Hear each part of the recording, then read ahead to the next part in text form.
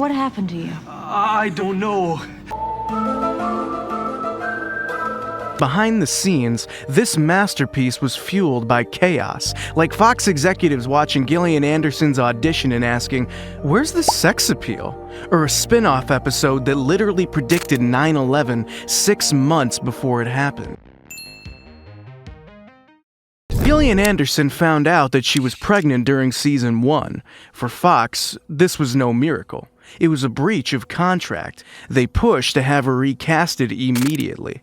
Chris Carter told them, if Gillian goes, he goes. So, they needed to write Scully off screen.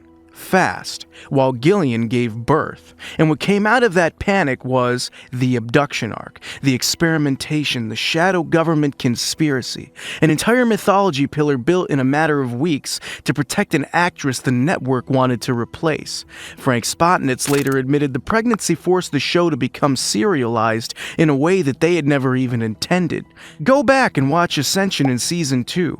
That's Anderson's actual pregnant belly in those experiment scenes. No prosthetic needed. The alien intrusion was a camera trick played on a very real human moment. Everything that made this show's mythology what it became, all of it flows directly from a pregnancy Fox tried to use as an excuse to get rid of her. I almost got fired, I messed this up, I'll do whatever they say, you know. And so yeah, 10 days after a C-section. How do you accidentally build the greatest mythology arc in television history because a network executive looked at a pregnant woman and saw a liability? If you didn't know that, tap the like. And this was only the first time the network misread the most important person on their own show. Well, David didn't even want to be there, dragged in by his agent. His performance style was the polar opposite of TV drama. Mulder? It's not her, Scully. I've seen the life on this planet, Scully, and that is exactly why I'm looking elsewhere. Carter watched the tapes and genuinely couldn't tell if the guy was acting or just bored. On set early on, he kept getting in David's ear, act like an FBI agent who gives a damn. That feeling that Mulder is operating on a completely different frequency from every other human in the room became the character. If David had listened to the notes and played it normal, the magic would have died before the first commercial break. 2 leads, both nearly replaced or redirected before the show even found its feet. Neither of them became iconic by doing what the network wanted.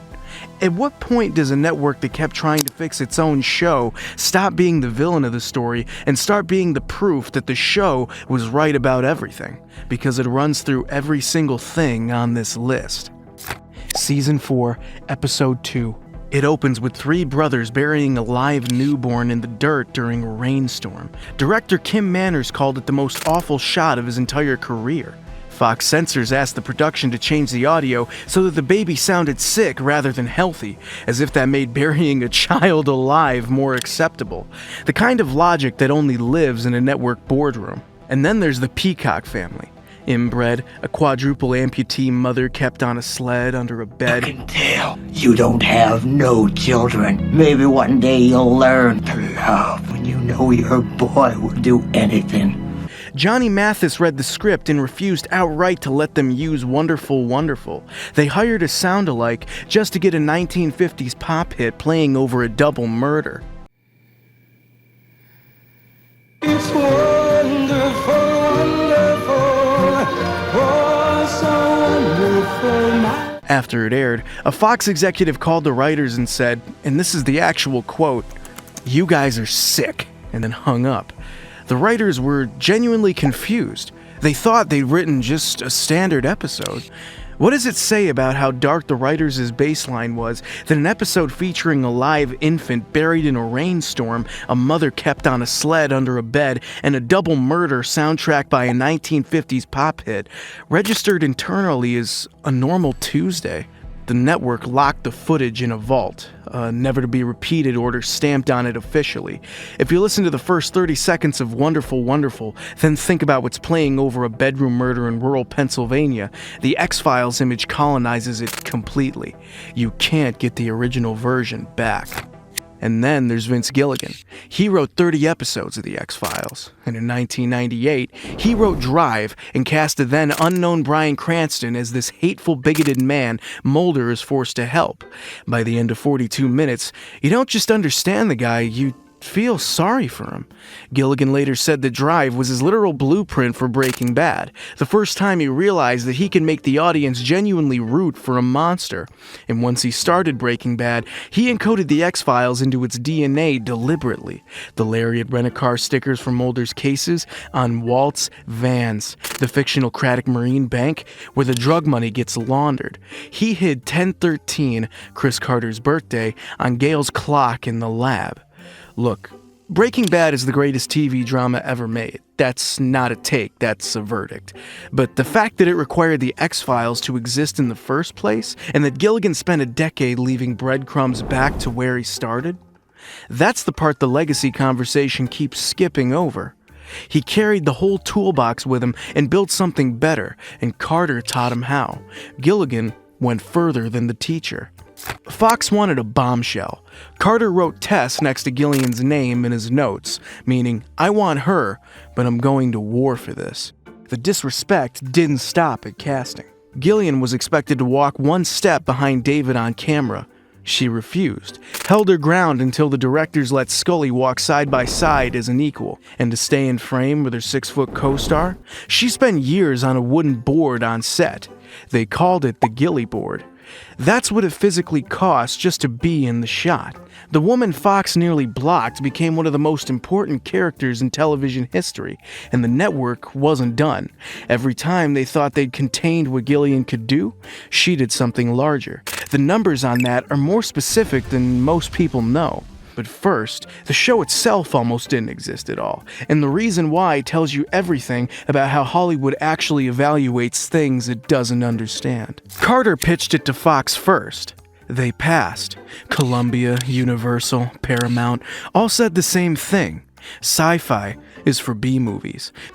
It was going to be an all-out B-movie, and B-movies are fun because they don't take themselves that seriously. Nobody watches conspiracy shows on a major network. In the early 90s, that was a safe bet. Also completely wrong. And here's the detail that reframes the whole mythology. Carter wasn't a sci-fi guy. Surfer, magazine editor, had hardly touched the genre before writing the pilot.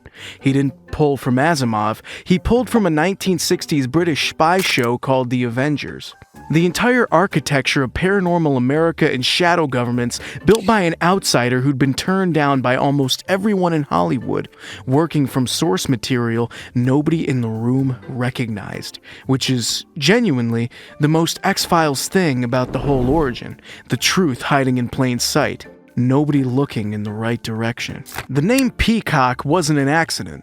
Morgan and Wong were making a point. Fox and NBC were in a vicious public feud at the time, so they took the most prestigious logo in broadcasting and dragged it through the crawl space of a Pennsylvania farmhouse. Subtle. The town is called Home. The local lawman is Sheriff Andy Taylor, exact name of the wholesome hero of the Andy Griffith Show, a series so gentle its sheriff didn't even carry a gun. In Home, he's murdered in his own bedroom as a pop song plays. Not a reference. A hit job on American nostalgia. The writers tried to bring the Peacock brothers back for a Millennium crossover. Fox's official response? Those characters are never to appear on television again, blacklisted from their own universe. The network was so frightened of fictional monsters that they permanently banned them. And while they were focused on that, a real prediction was already sitting in their broadcasting schedule. We're getting close to it now. Mark Snow passed away on July 4th, 2025. He was 78. And the thing about Mark is that the most famous piece of music he ever made, the thing that will outlast almost everything else either of us will encounter this week, he made by accident, in a moment of frustration with his elbow. He'd pitched 3 versions of the theme. How about 4? Oh, that's pretty cool. All right. Carter hated all of them and left the room. Mark was alone. He leaned his arm onto his gear in pure defeat and accidentally triggered a delay effect. He thought, wait, He built a 4-note motif around it, found a synth patch called Whistling 1, tried to get his wife to whistle the part, decided it didn't sound lonely enough, and kept the machine. Carter came back, heard it, gave a small nod. I like that. Let's go with it. That accident hit number 2 in the UK, topped the charts in France, became one of the most recognizable pieces of television music ever made. Some things only happen by accident. The moment you try to replicate them deliberately, the thing that made them work is already gone. We'll come back to exactly how true that is at number 1. The mythology had no plan. None. Carter's admitted it, Spotnitz confirmed it. The black oil, the alien bounty hunters, the super soldiers, every new wave of mythology introduced questions the previous threads couldn't answer. They were building the plane while flying it and hoping the audience didn't notice the missing parts. Every prestige show since then has built a mystery box and forgotten to put a gift inside. Westworld, True Detective Season 2, Lost in its final stretch. They all trace the same arc. The X-Files invented the problem, and nobody who came after it figured out the solution. Why does the industry keep buying the same broken blueprint? They want there to have been a grand design. There wasn't. And here's why that's actually more interesting than any plan ever would have been. It meant that the show was responding to itself in real time. The mythology grew the way that real conspiracies do. Not from a central architect, but from people adding layers to cover the gaps left by the previous. It accidentally became a perfect structural metaphor for the thing it was describing. The problem is that it also meant the ending couldn't hold the weight of everything built on top of it. Carter knew that. He reached out to the lost showrunners while they were still running, told them they were going to stumble and fall. The exact words of someone who had already done it, but couldn't help watching it happen again. Every prestige show that built a mystery box and forgot to put a gift inside, they're all downstream of this problem. The X-Files invented it. Nobody's really fixed it since. Carter told Snow to listen to How Soon Is Now by the Smiths before sitting down. And I had given him a Smiths song called How Soon Is Now.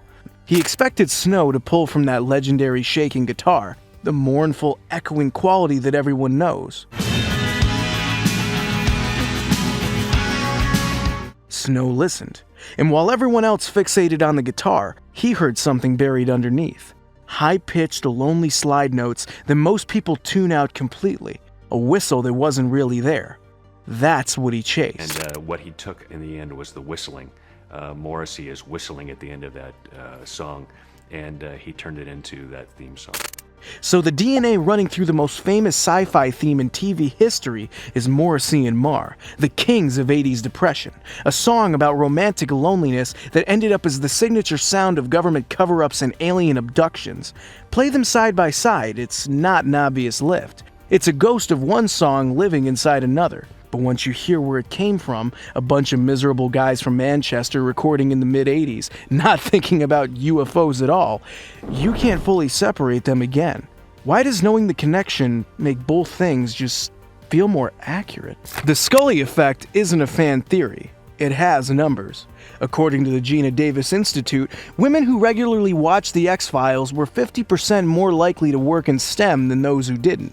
Not interested in it, not thinking about it, working in it. A lot of young women said, that's me.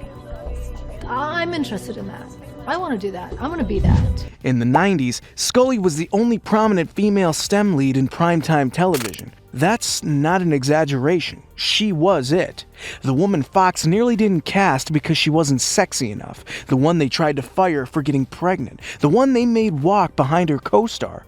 She changed the career paths of an entire generation of women who became doctors, forensic pathologists, and physicists. That's not legacy. That's measurable, documented, real-world consequence. The network tried to stop her from existing. She ended up changing what science looks like. And Fox still wasn't done trying to limit what she could do. Clause in Anderson's contract legally blocked her from playing any other FBI agent in any other production while the show was running. And in 2001, that clause rewrote cinema history. When Hannibal was being cast, Gillian Anderson was the obvious choice to replace Jodie Foster as Clarice Starling. She couldn't audition. Fox's legal team wouldn't move. The role went to Julianne Moore. Here's the part that's genuinely painful. Scully was built as a direct homage to Clarice. Thrilling young female agent in a boys' club, Carter based the character on Clarice Starling deliberately, and then his own network used a contract clause to prevent Gillian from playing the woman who had inspired her. The character existed because of Clarice. The actress was legally barred from becoming Clarice. That's not irony. That's a Fox executive accidentally writing an X-Files plot in real life. Before the final 3, subscribe if you're new. We do this for every show that was stranger and more accidental than it looked. In 1999, David sued Fox for $25 million. His claim? Fox had been selling the show's rerun rights to their own sister channels at below market rates, specifically so they wouldn't have to pay David his fair share of profits, moving money from one corporate pocket to another to keep the lead actor's pocket empty. The case settled for an estimated $20 million, but the number isn't the story. The story is Carter. The person David expected to stand with him stayed quiet. Word spread that Fox had separately taken care of Carter, a private deal that had kept him out of the lawsuit entirely. At what point does the show stop being fiction? A show built on trust no one, its creator cutting a separate deal while his lead actor took Fox to court alone. The show didn't just predict institutional betrayal, it demonstrated it. The Lone Gunman, the X-Files spin-off written by Gilligan, Carter, and Spotnitz, airs its pilot. A shadow government hijacks a commercial airliner via remote control. No pilots needed. The plane departs Washington, heading for the World Trade Center. The dialogue explains the political logic. A false flag attack designed to start a profitable war. In the episode, the gunmen hack the controls at the last second. The plane pulls up. The towers are saved. 6 months later, the world wasn't so lucky. Frank Spotnitz said on the morning of September 11th, his first feeling, before grief, before shock, was a sickening terror that his own script had somehow put the idea into somebody's head. For months, nobody mentioned it. Millions of people had watched it air on a major network. Weeks of 24/7 news coverage followed. Almost no one made the connection. Not until 2002, when an industry newsletter finally ran the story. So, when the show came back for the 2016 revival, Mark Snow went back to re-record the theme. Everything the Garage Session in 1993 didn't have. He couldn't do it. Not even close. He publicly admitted the original master was unrepeatable. Lightning in a bottle, he couldn't get back into the bottle no matter what he tried. Think about it. The man who created the thing with his elbow in a moment of pure defeat could not recreate it on purpose with every advantage available to him 30 years later. And that's not just a music story, that's the whole show. A mythology nobody planned. A lead actress the network tried to fire. A second lead who succeeded by ignoring his director. A pregnancy that accidentally invented the greatest arc in the series. A spin-off that predicted 9/11 and aired to millions without anyone noticing. The X-Files was accumulated. Every attempt to control it produced something that they couldn't have designed on purpose. The truth was out there, which, speaking of a miracle Hollywood desperately tried to replicate and failed, click our breakdown of The Sixth Sense next, because if you think The X-Files was chaotic, wait until you see the single twist that convinced an entire studio that a 29-year-old kid was the next Steven Spielberg, right before the illusion collapsed.